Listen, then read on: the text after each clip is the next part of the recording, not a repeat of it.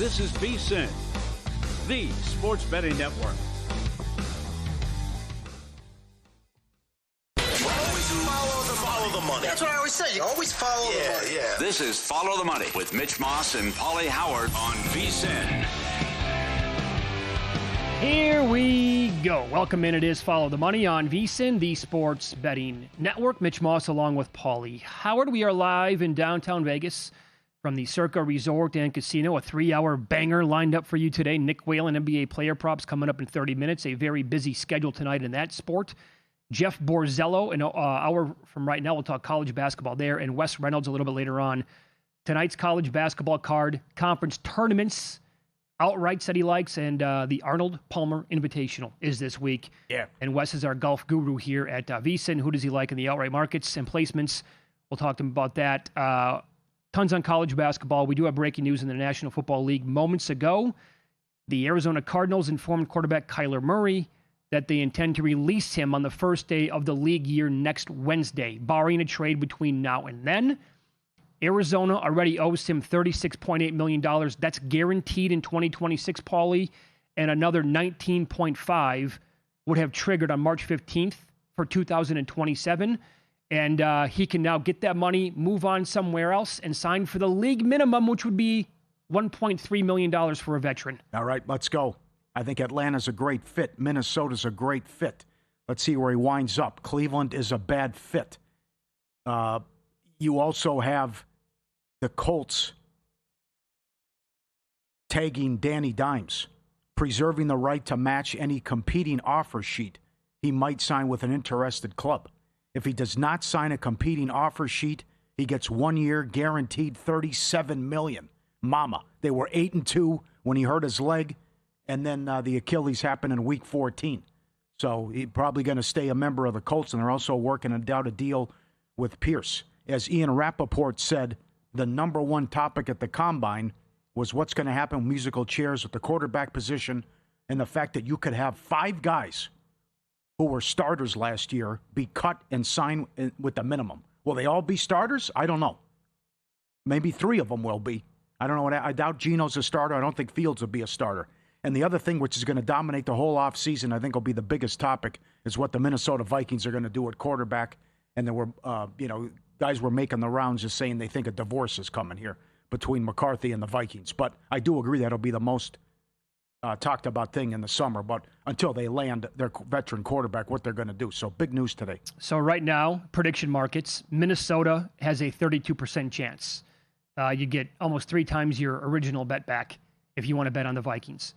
The Jets right now are at 35%.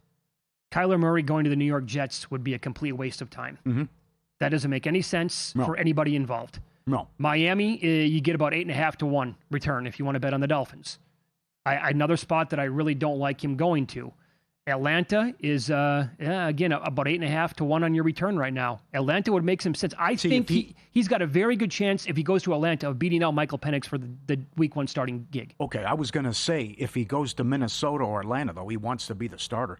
I'm sure he would say, I'm not going to try out or compete against Penix or whoever you're going to throw out there. They sign.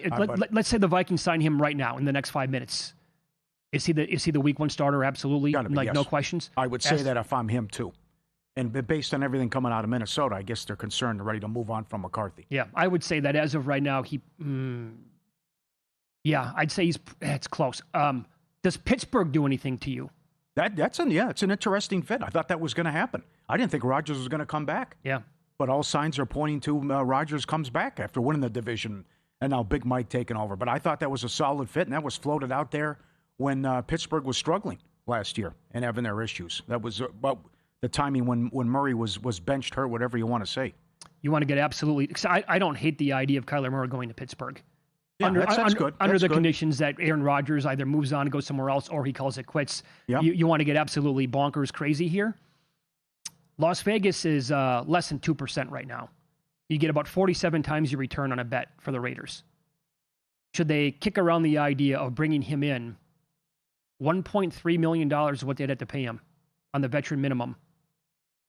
And then, hey guys, number 1 pick is open. Anybody want to Trade up and I would love that. That's the ultimate move I right agree. there. I think that is the play. I would love that. And trade Crosby while you're at it, too. Crosby, earlier this morning, was 2-1 to go to the Bears. Before the show started, Florio was tweeting about this. That moved to like minus 135. Is that right? Yeah, so who knows? That's juicy. You got that, and you have all the steam on Love to go third overall in the draft, which that's been crazy in the prediction markets, right? Well, he was 5-1 at BetMGM to go third. Uh-huh. And he went from 2% to 50%. Oh, is that right? I missed that part. It was a big move on it. Yeah, It's come back down in the 30s now. Yeah, we're going to have some audio a little bit later on in the show. There's one draft pundit that thinks he could go top 3. Well, we know this. He's not going to go 1 to the Raiders. He's not going to go 2 to the Jets. I say that because today New York put the franchise tag on Breece Hall. So they're not going to do that and then take Jeremiah Love number 2 overall. That'd be nonsense. I mean, organizations make dumb moves all the time. That would be unheard of, I think. So anyway, busy day today in the National Football League. Kyler Murray getting hot, getting juicy. Charch is on Thursday. Can't wait. And I reached out to him on Friday, and the timing was perfect because he was doing a show on KFan, and they just had a 20-minute discussion on what the Vikings should do at quarterback, and he floated out Danny Dimes because they loved him, quote, loved him when he was there.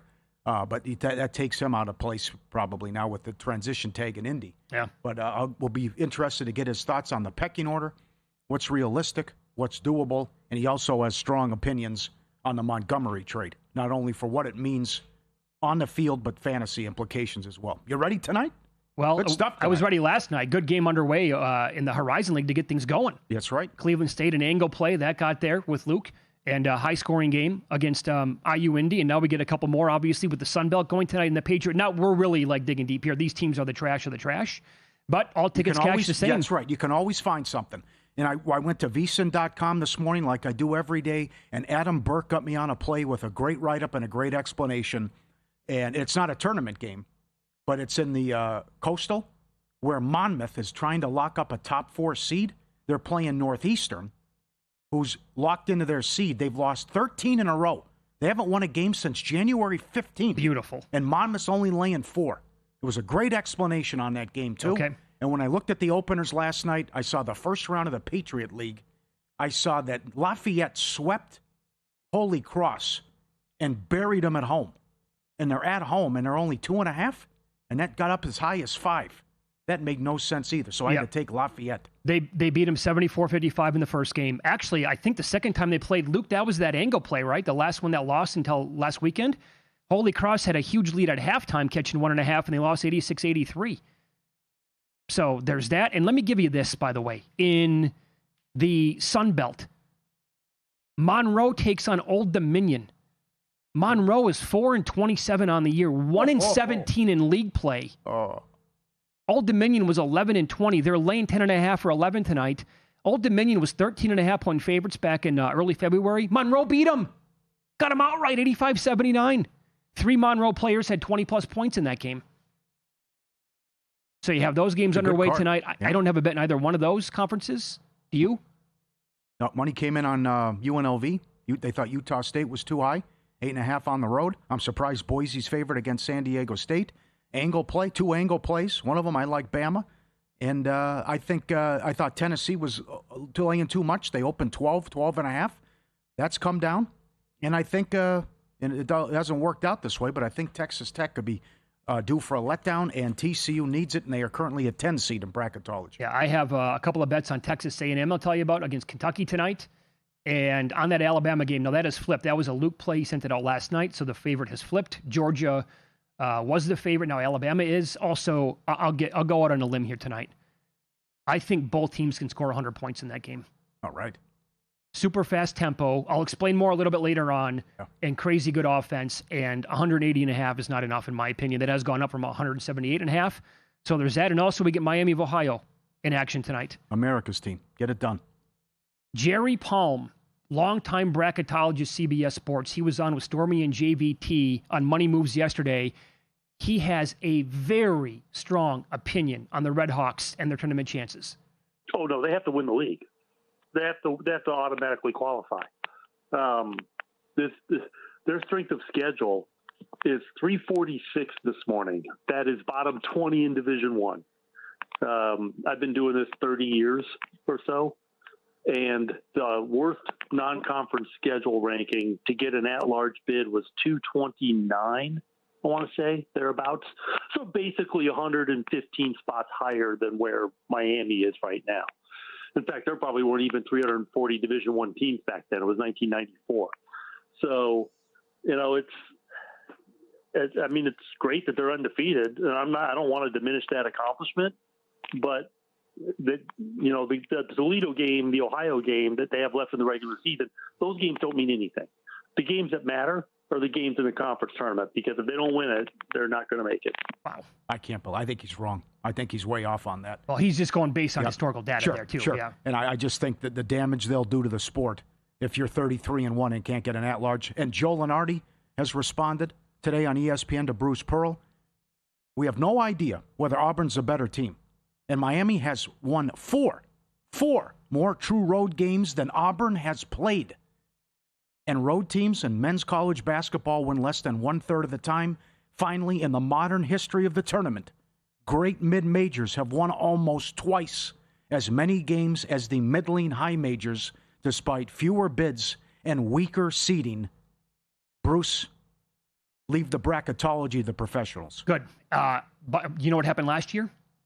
I forgot about the committee put both Texas and Oklahoma in because they had to have 29 teams in from the SEC. Both teams were 6-12 in league play. Yeah. Guess what happened? Texas got beat in the first 4. Oklahoma got beat in the first round. Yep. Get them out. That's right. That is strong. And I forgot about that. They've won twice as many games as the big boys, and they get bad seeds and fewer bids, but they get it done. NBA next, as Dexter Morgan would say, tonight's the night. A plethora of tanking teams are double-digit dogs that are good, are trying to win, and or need to bank on wins coming up.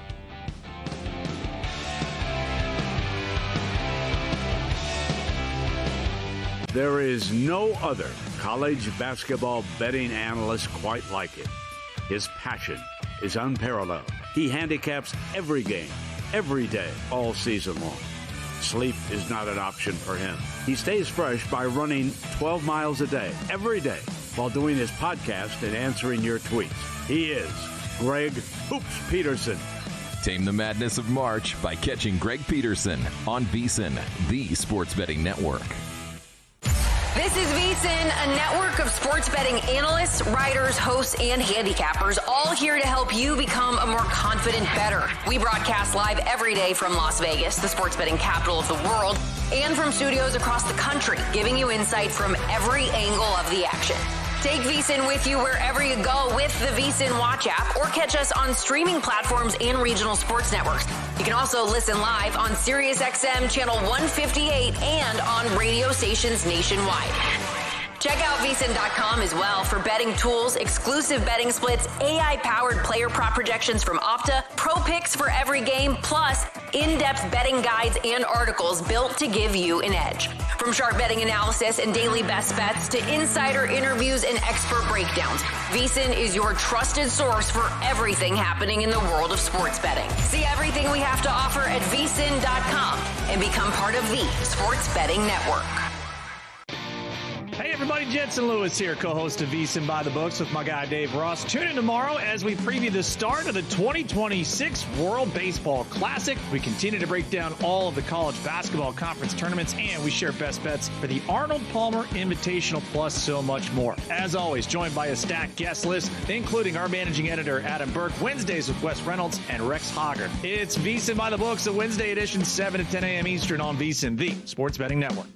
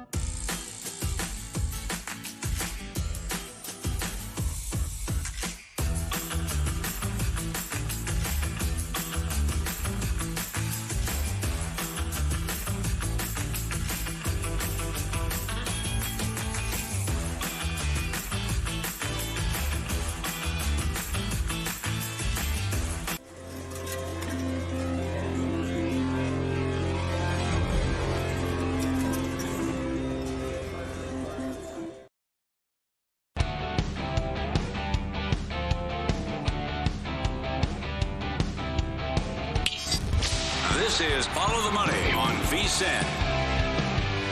Big night tonight in the NBA. Huge schedule of games overall.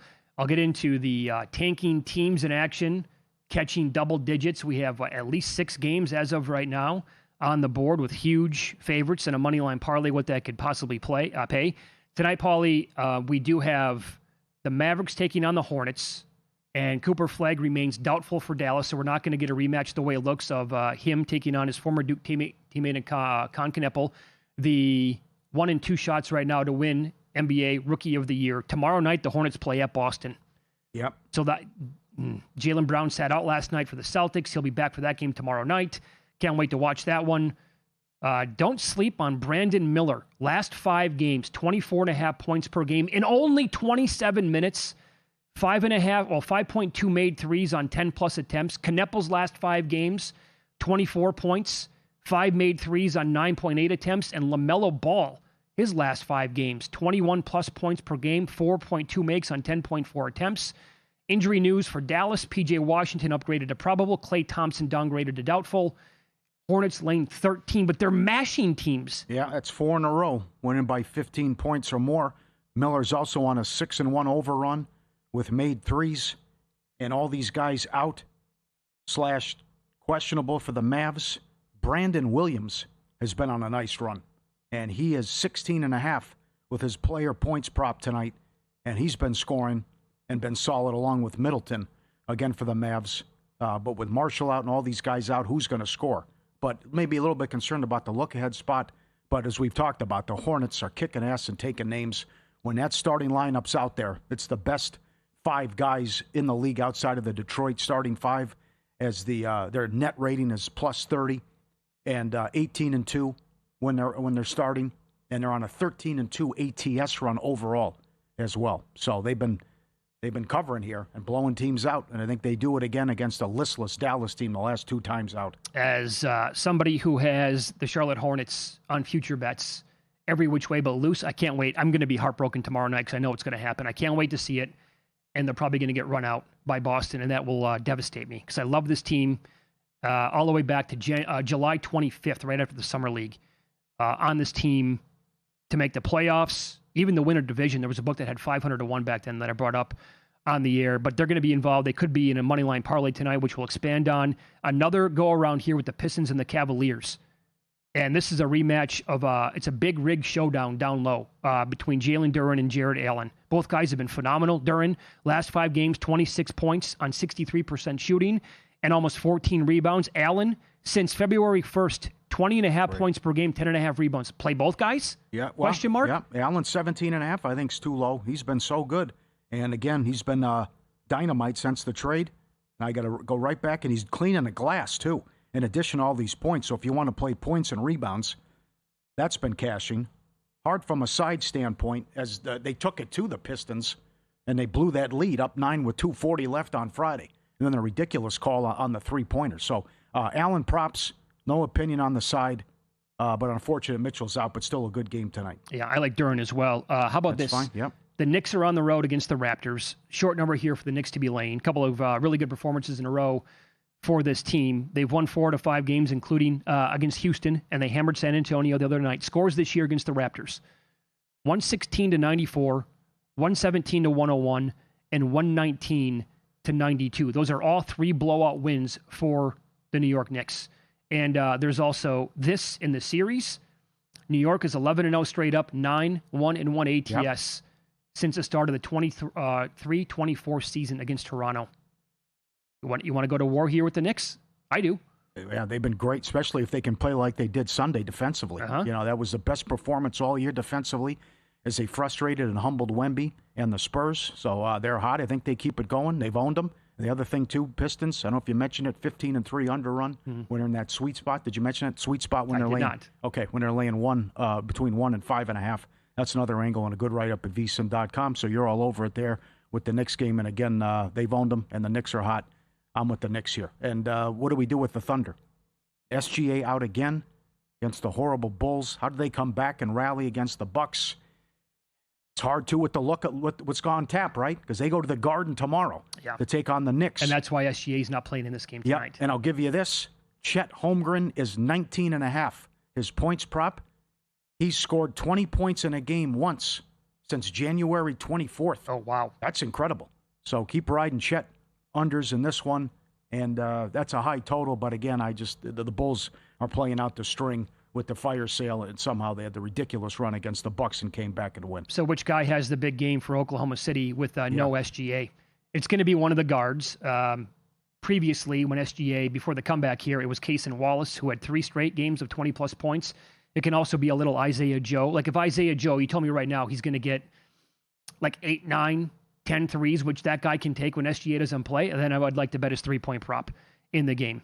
But it's a little tricky with how, like, what if they get out to a 30-point lead and then they go deep to the bench and it's a third quarter?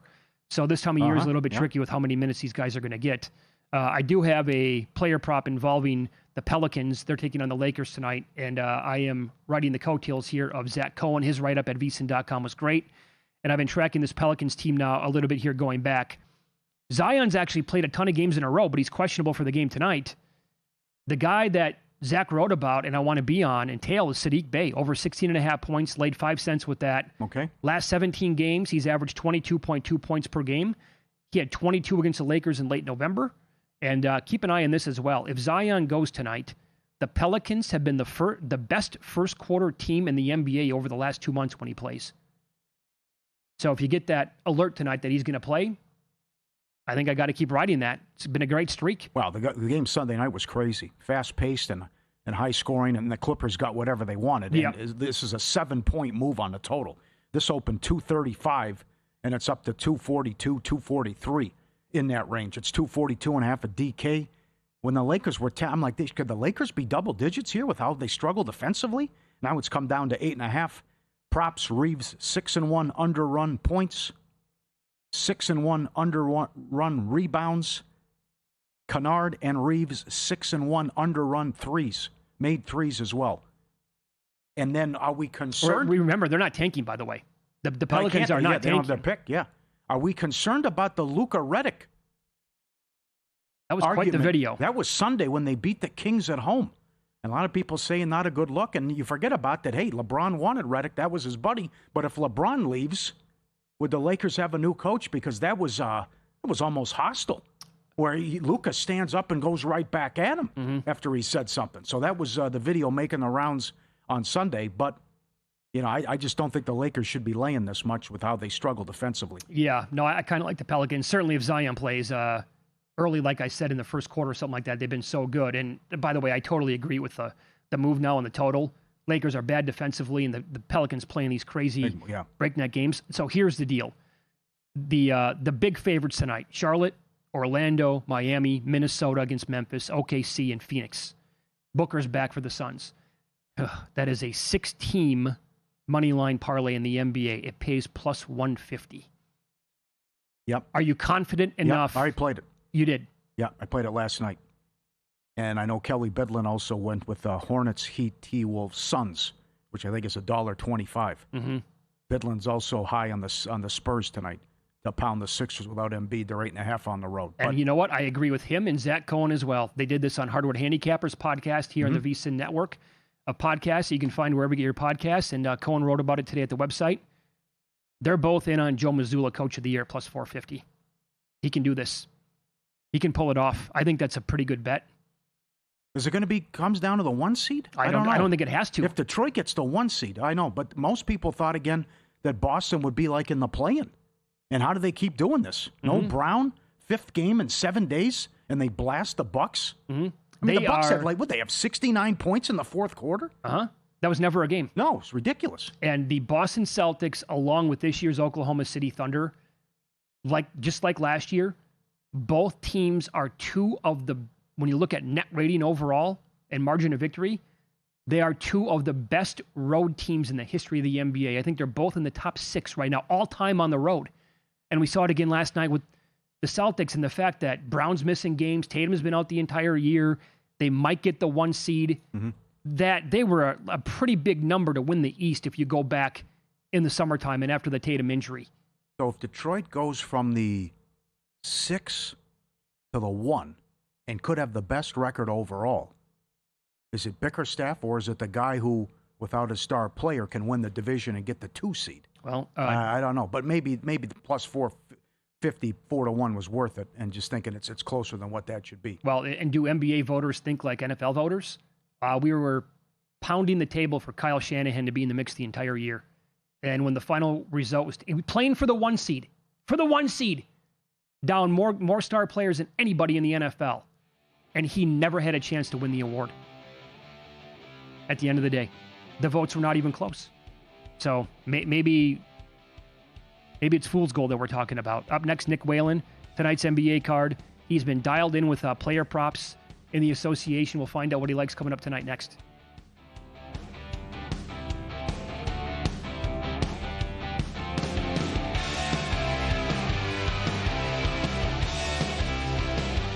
Time. There's nothing more valuable. It's what drives everyone to make the most of every moment.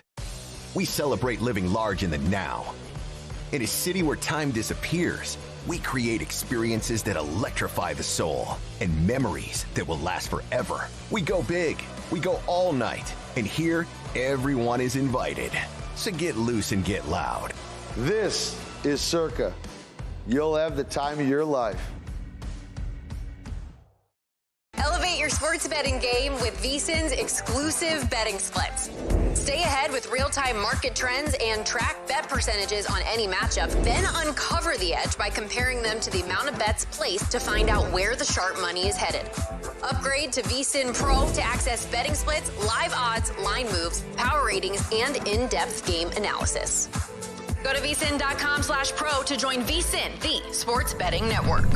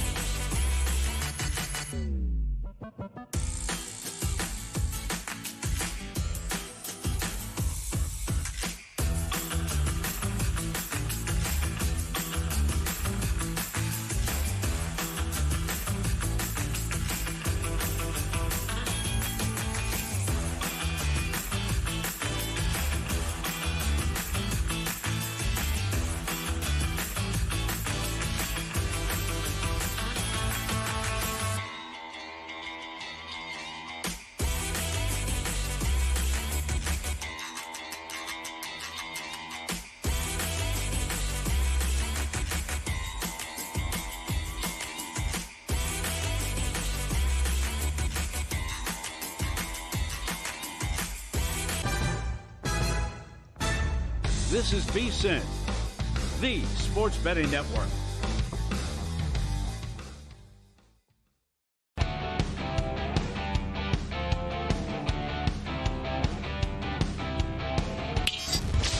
This is Follow the Money on VSiN. Very active NBA card tonight. Nick Whan joins the program now on the Progressive Guest Line. He is with RotoWire. Nick, good afternoon. Thanks for the time as always. Let's begin. Fun game here. Detroit taking on Cleveland. They just played, went to overtime. Cleveland without a lot of their star players, and I thought that was a great sign for that team. Also, Jalen Duren has been the man lately, as has Jared Allen. How do you want to attack this game from a player prop standpoint? Yeah, it's unfortunate, of course, that we don't get Donovan Mitchell out there again tonight for the Cleveland Cavaliers, who are 2.5-point dogs at home. But I think that line is still reflective of how competitive this Cavs team could be. One thing, when you look at some of the numbers, especially over the last 2 weeks with the Cleveland Cavaliers, they're playing well defensively, guys, but they are giving up a ton of threes. Now they're defending those threes fairly well. Opponents are shooting about 35% from beyond the arc, which is a decent number, but they're giving up over 43-point attempts per game. So this is a spot where I'm looking to play Duncan Robinson over 2.5 threes, getting that at minus 120, a pretty reasonable price for a guy who every single night takes a ton of threes. A little bit of a buy low spot for him as well. He was 0 for 4 against the Magic on Sunday. He went just 2 of 8 against the Cavs on Friday, but on balance, averaging 3.4 makes per game over the last month. He's gone over this in 8 of his last 12 games. All right. The Knicks have been great in the last couple of games. That was a close game against Cleveland. Then they had the awful third quarter. But Mike Brown said probably the best game they played defensively Sunday at home against the Spurs. They have owned Toronto, and it's a 9-1-1 ATS run as well. What do you think of the Knicks in Toronto laying a short number? Yeah, this one scares me a little bit. It's hard not to love the Knicks at 2.5. And look, I agree with Mike Brown. I think that was pretty easily their best defensive performance, probably just their best raw win of the season. The kind of game that it feels like the Knicks of last year were losing this time of year. To do that to the Spurs, to hold them under 90 points, a team that had won 11 in a row and kind of beat up Victor Wembanyama the way that they did. I thought on paper, that would be a spot where Wembanyama would be able to get the best of Karl Anthony Towns. But, seeing Towns play at that level defensively, I think certainly changes things for the Knicks. So looking at this game, I mean, the Knicks have been bad on the road for most of the season. Toronto's been bad at home, so maybe those cancel out. They have blown out the Raptors 3 times this season, as you mentioned. Won by 22, 16, and 27. None of those games have been remotely close.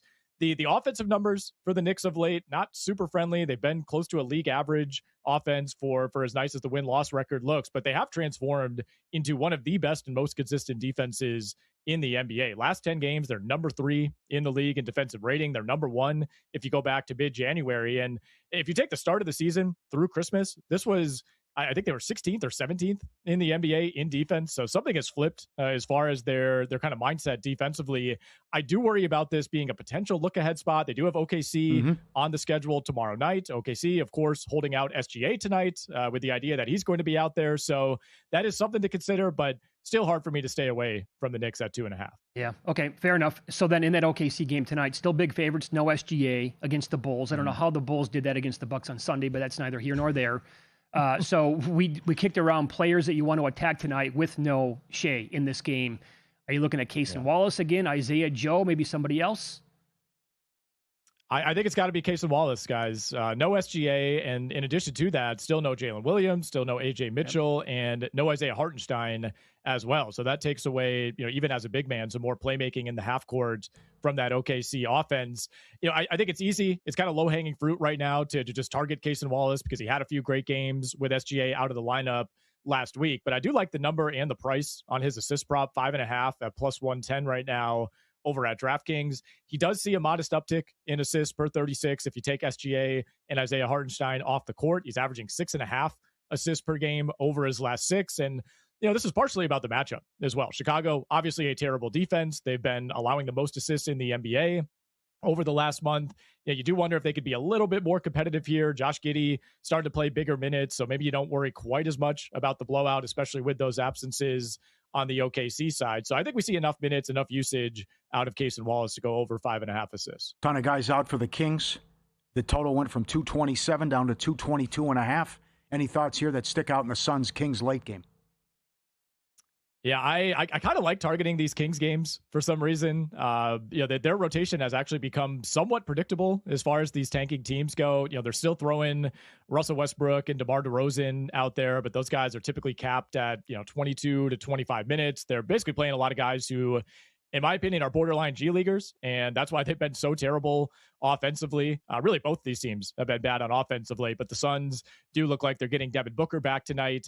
Kings are 29th on defense. They have a minus 14.6 net rating in their last 10 games, so I do lean toward the Phoenix Suns here with Booker back, but the Kings team total under 106.5 is something I like as well. They're about a league average pace team, but the Suns way down at the bottom. I mean, they're right there with Boston in terms of the slowest teams in the NBA over the last 10 games. I don't think that really changes with Devin Booker back tonight. Kings have gone under this team total number in 5 of their last 8. They failed to break 100 in 4 of those games. Did put up 122 on the Spurs last week, but other than that, all of their quote-unquote high-scoring games have come against other tanking teams and other bottom 10 defenses. So I look at this as a spot where the Kings really, really struggle offensively against a Suns team. I don't really know how they're doing it, guys, but continuing to play defense at a high level. One prop that I like here is Precious Achiuwa over 7.5 rebounds on the Kings side of things. Don't even mind taking this up to 8.5 if you want plus money.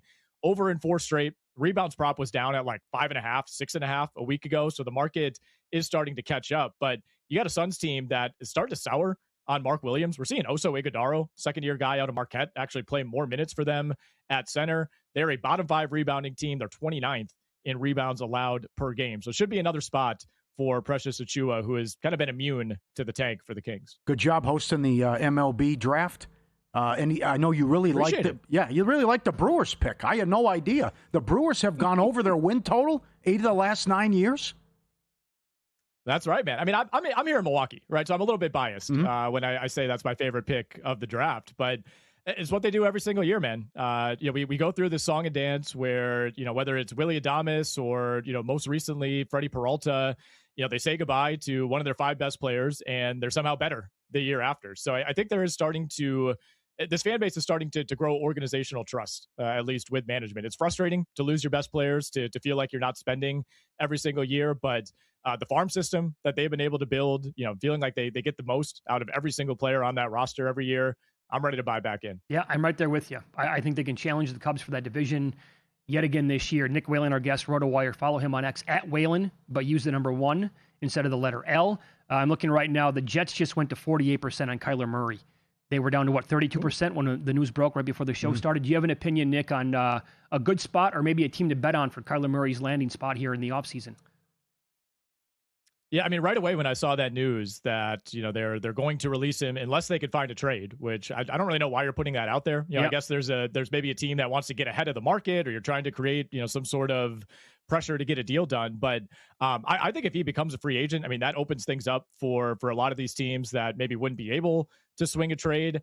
I think Minnesota is the first team that came to mind. And I've kind of had Minnesota earmarked maybe as the Derek Carr team. Sounds like he wants back in. He wants to play for a competitive team. I don't think he's coming back to be the quarterback of the New York Jets, but to work with Kevin O'Connell and a team that, it felt like had a disastrous season, but was still kind of right there in the NFC North, maybe the deepest division in football. I mean, Minnesota's built this thing to be a quarterback away, right? That was the whole plan, is we're going to build the rest of the roster. We're going to drop the quarterback in and we're going to hit the gas. And obviously they made a terrible decision parting ways with Sam Darnold and drafting JJ McCarthy. There's no way they're going into next season with JJ McCarthy as the clear starter. I'm sure they'll say he'll compete for the job. If they bring somebody like Carr out of retirement, you can at least sell that to the franchise. But I don't think they want to start him whatsoever. And I think if you look at it from a what is the other option perspective, if it's JJ McCarthy or it's Kyler Murray or it's Derek Carr, to me, that is a huge, huge upgrade for the Minnesota Vikings. Even if you're not that high on Carr or Kyler Murray, it's a much better option than what you're currently dealing with. You want a little, Paulie and I talked about this last week. You want a little 60-1 on the Vikings right now to win the Super Bowl in case they do land him? To win the Super Bowl, I don't know if I go that far, but Jeff and I already talked about the over 8.5 wins on our show last week. I like that one quite a bit. I think I would stop short of the Super Bowl, though, with Minnesota. Okay, very good. Nick, thanks for the time as always. Best of luck tonight and this week. We appreciate it. Appreciate it, guys. Thank you. Good job. Nick Thank you. Whalen, Progressive Guest Line, does a great job with RotoWire and Prop Points every single day, Monday through Friday at 1 o'clock Eastern Time right here on VSiN. Hendrickson wasn't tagged. He said goodbye on Instagram to the Bengals. That'll be a good get for somebody. There's another one. That's one team I am not going to buy the hype on again next year. You're going to hear plenty of people make the case. Get down now. Joe Burrow, offense is going to be too good. They're coming out of the – go ahead. Maybe they do. I'm not going to be a part of it.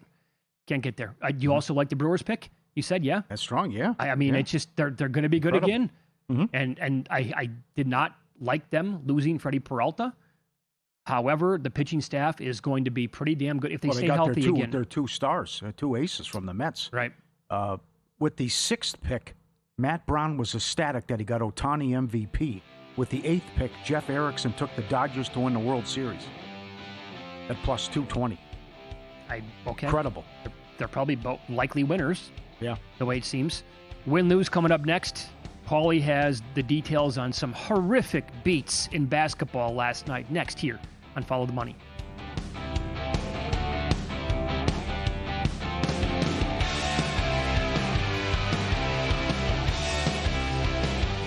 VSiN's player prop projection tool is now available for the NBA. Get projections for points, assists, rebounds, and more powered by Opta AI. On VSiN.com/NBA props, we line up our projections against the latest DraftKings odds so you can quickly spot mismatches and find value before the market adjusts. The NBA player prop projections tool is available exclusively to VSiN Pro subscribers. Check it out now at VSiN.com/NBA props and join us on the Sports Betting Network. Prop Points takes you to the intersection of prop betting and fantasy sports with hosts Jeff Erickson and Nick Whan of RotoWire. He's the one that's the trendiest. He's the one that's going the earliest of the 3, and in some leagues I've seen him go as early as the 2nd round. The one thing that stood out to me here is, value-wise, I would take a look at Dorian Finney-Smith over 2.5 boards. They'll help you find the connection between the two and give you expert advice on how to capitalize when a number is too good to pass up. Prop Points every weekday at 1 p.m. Eastern, only on VSiN.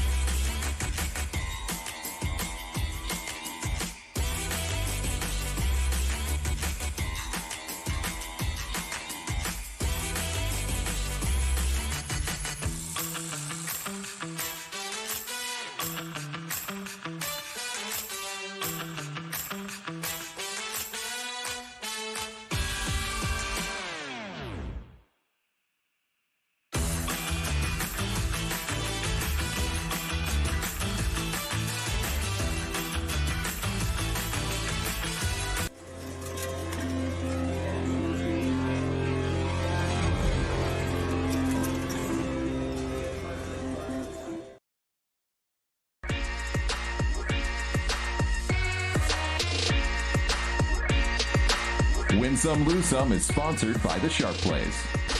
Were you a winner last night? Wow, winning. Or was it a rough one? Well, they can't all be winners, can they? Loser! You're a loser! Molly Howard recaps the night in sports betting in Win Some, Lose Some. Win Some, Arizona. They play Colorado Saturday to go 29-2 in that league, and who they played in the non-conference. Remember, before vacation, we referenced that they were going to play 6 teams in the top 15 out of a 7-game stretch. They did lose 2. One was a heartbreaker in overtime, and then the close loss at Kansas. Between what Duke is doing, blowing everybody out, the resume Michigan has, what Florida's doing, and Arizona also beat Florida, UCLA, UConn, and Alabama in the non-con. What a resume. What a season. Not bad. Great job. And see, we were talking about this on the show yesterday. A lot of times these big numbers with good dogs are like, I got it too good to pass up. Not for me. I wanted nothing to do with NC State. I didn't bet Duke. I also did not bet Arizona, but these teams are, man, they're so much better than the competition. Yep. There's a big gap. Yes, no there doubt. is. Clippers, Warriors under. 221 down to 216.5. Nice comeback by the Clippers as well, and they put it on them in the second half. Well, they were getting buried in the first half. And I missed this, but condolences to Mitch and others. Echeverria was 35-1 in play on the 16th hole on Sunday. Oh, Lowry. I would not have taken him. Yeah, I would not have taken that number. Back-to-back in the water. Tee shots. However, I will tell you that Shane Lowry is absolutely on the never bet again list. Okay. Randy McKay might have a new spot for you, a place to move. How about New Hampshire? It's our buddy Pete, who we would watch all the time on Nesson. He's the chef at the Amherst Country Club. So he goes to the local casino, and he's hit some of these big progressives. Now look at this. $1 Royale with cheese pays $4,000. His Royal paid $30. If you look down on the bottom, you see it says extra pay, $26,000. I go, Pete, what's that all about? He goes, it's tied in with the pari-mutuel racing, and it's tied in with charity with something to do with the casino. Look at that. You see it? I got it locked in. Yeah, he's hit several of these, and you see on the bottom left it says extra pay, $26,000. So $1 Royal Progressive was was over $30,000, and normally it pays $4,000. And then yesterday he hit 4 aces and a kicker on 50 cents, which normally is $2,000. It paid over $11,000. Okay, now this is worth a trip back east. Look at that. And then on the bottom it says extra pay. Again, almost like $9,000. Oh, okay. That's Frank B. Hello. Hope everything's all right in Puerto Vallarta. Randy McKay. Get on your horse. Wow, we got to talk to him about this game on the air sometime. That seems too good to be true. I mean, you just got to play till you run. You got to take enough money until it pops. He sent several of these. I mean, the highest I've ever heard is like 22,000, 23,000 out here on a progressive. On a dollar, but these 30, look, $11,000 on 50 cents. That's wild in New Hampshire. Live free and live right. Beautiful. How about this? With all the snow, the Boston Terrier. Got this in the back. He all the snow. He wants to. He dig a little ramp for him and a little speedway so he can go out. And it's a beautiful backyard. Oh, he made a big trail for him. It's enormous. Yeah, he's got a whole track for him when he shoveled out there, so that at least the dog can play and run around as they got buried. Everyone on the East Coast got buried with the snow, but he's got a lot of runway so the dog can get laps in and get some exercise in the backyard. Job well done. That's beautiful. Good job. Excellent. Send that to me, Luke. How about lose some? How about the Bucks? 7.5 down to 2.5. Routed at home by the Celtics. IU Indy. How could they be favored, we said on there? +2 to -2. They got beat and their season is over. And we have a winner for the craziest scenario in a conference tournament. What could happen? It's in the Northeast Conference. As Pat Forty said, a losing semifinalist in a do-over game for a bid. Mercyhurst, our friends, is the 3 seed. Lemoyne, the 4 seed. They're both ineligible and can't go to the tournament. That stupid new rule. Yeah, right. That's been around for a while. There's only 5 ineligible teams, so finally it's like either getting rid of it or just saying, okay, not a lot of teams qualify. If they would happen to match up in the title game, they would play a semifinalist between the other 2 teams, and that would determine who gets the automatic bid.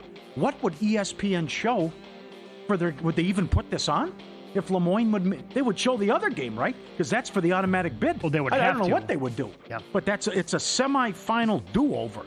If Lemoyne, the 4 seed, placed the 3 seed Mercyhurst in the Northeast Conference title game. How dumb of a rule is it? Yeah, it's the Still, worst to this day. It's horrendous. Yeah. It's horrendous. Absolutely. Here's what I got one win, some I forgot. I tried the Big Arch today. It's the Big Mac on steroids. Yeah, of course. That's what it looks like. Yeah. I couldn't finish it. It's that big. It's a monster. So is it the Big Mac with no bun in the middle? Yeah, it seems like it's a lot bigger in terms of patties and stuff they have on it, though, too. I couldn't put it down. It was a nice job by McDonald's with the Big Arch. Here's what Mitch was talking about, bad beats. Giannis' point prop was 19.5.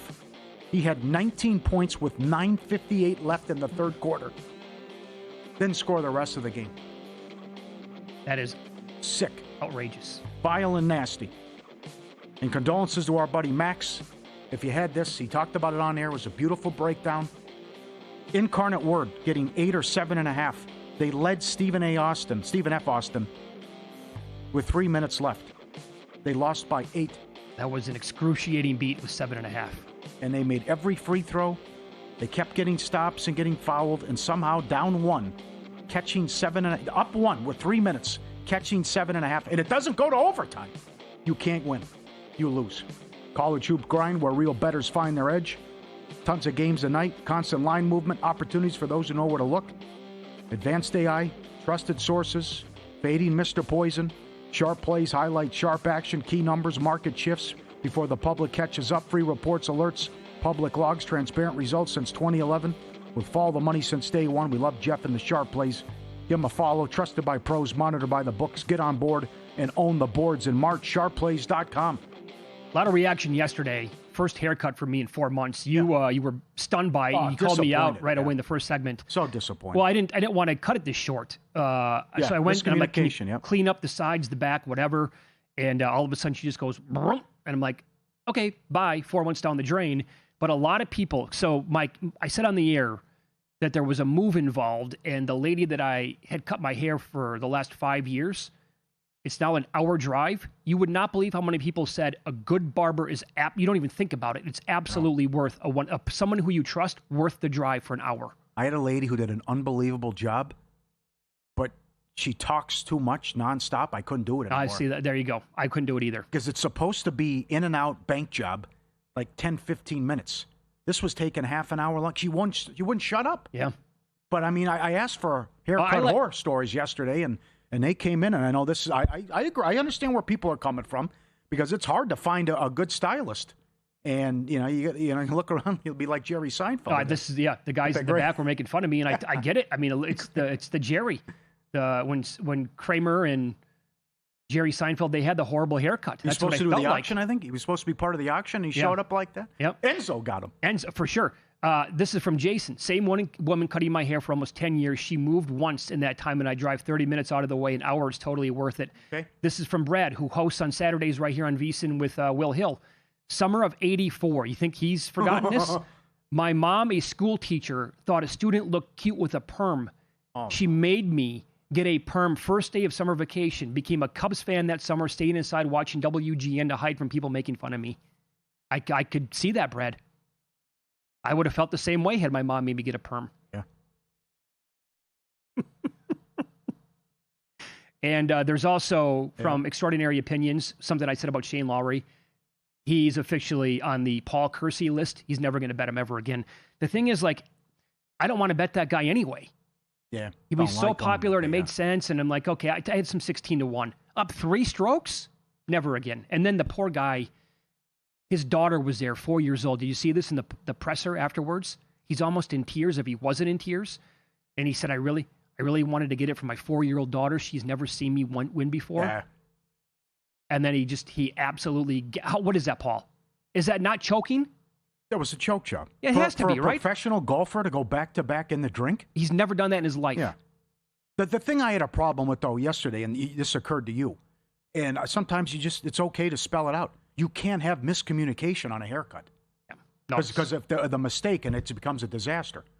Like if you ask for something to be done, and like the lady who just went rogue and started shaving the guy's beard off, and he didn't even say anything. But I mean, if you ask for something a certain way, and then Yep. you know, I don't. Maybe there's. They should keep a file. They should have notes on you.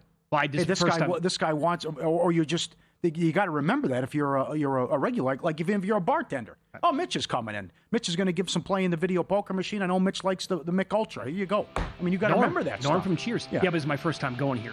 I'll probably not go back. Yeah. Not going to happen again. Anyway, you live and learn. Jeff Borzello on the program coming up next. College Basketball Insider with ESPN. We'll ask him about the